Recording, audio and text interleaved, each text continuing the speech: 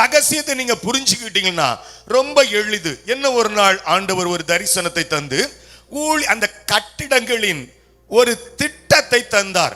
அதுல நான் சரியாக எனக்கு அது புரியவில்லை.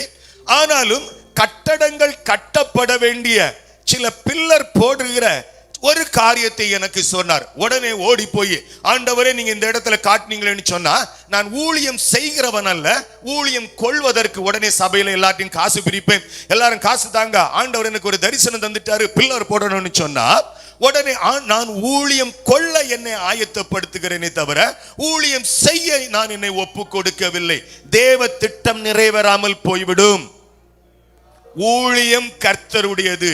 வாய் திறந்து சொல்லுங்க, ஊழியம் கர்த்தருடையது. உங்கள் உபவாசத்தாலோ உங்கள் பலத்தாலோ செய்யப்படுகிறதல்ல.